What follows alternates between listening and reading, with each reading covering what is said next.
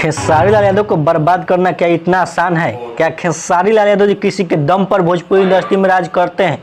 तो आइए बताते हैं, वीडियो में अंत तक बने रहिए। तो उससे पहले नमस्कार, मैं आप सबका छोटा भाई मिठू यादव, आप देख रहे हैं भोजपुरी माता यूट्यूब चैनल। अगर आप खेसारी लाल यादव के फैन हैं तो चैनल को सब्सक्राइब कर लीजिएगा, और नहीं भी करना तो आपकी मर्जी, कर सकते हैं नहीं भी कर सकते। तो दोस्तों ये बताते हैं, खेसारी लाल यादव जी को क्या किसी ने भोजपुरी में हाथ पकड़ कर लाया है? क्या अपने आप से आए हैं? खेसारी लाल यादव जी अपने आप से, अपने पसीने से तकदीर को लिखे हुए, अपने आप ऊपर मेहनत कर कर भोजपुरी इंडस्ट्री में अपना एक पहचान बनाए हुए। किसी के बदौलत नहीं आए भोजपुरी इंडस्ट्री में, और किसी के हाथ पकड़ने से, किसी के सपोर्ट से नहीं आए हैं। अकेले आए थे, और आज उनके साथ हजारों लोग हैं जो उनके साथ रहते हैं, और फैन तो करोड़ों में है जो उनको मानते हैं, अपना आदर्श मानते हैं, और खेसारी लाल यादव से कुछ सीखते हैं।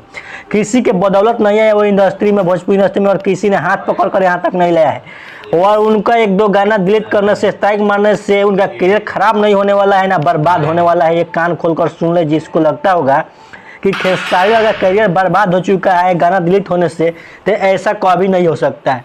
खेसारी लाल यादव खुद के दम से आए हुए, खुद के पसीने से तकदीर अपना लिखे हुए, जो कि भोजपुरी में एक अलग पहचान बनाए हुए, वो अपने दम पर बनाए हुए, किसी के सपोर्ट से नहीं, ना किसी ने हाथ पकड़ कर खेसारी लाल यादव को आगे बढ़ाया है। यहाँ तक कि पीछे खींचने के लिए बहुत ज़्यादा कोशिश किया गया भोजपुरी इंडस्ट्री के सुपरस्टार के द्वारा, तो अब भी खेसारी लाल यादव ने पीछे नहीं हटा।